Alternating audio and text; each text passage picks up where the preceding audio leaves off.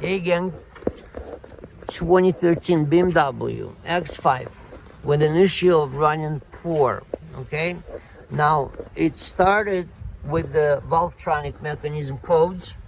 This is the valvetronic mechanism. We replaced it. It comes out as one piece. Goes boom out. We replaced it. Normal code for the valvetronic mechanism. That's good. But I'm going to show you the codes that I have now, and they all point out to 5 and 6 misfire and computer action to deactivate fuel. So it's 5 misfire, 6 misfire, and that's it. And one code 4 valve less one. But what's important here is to understand that we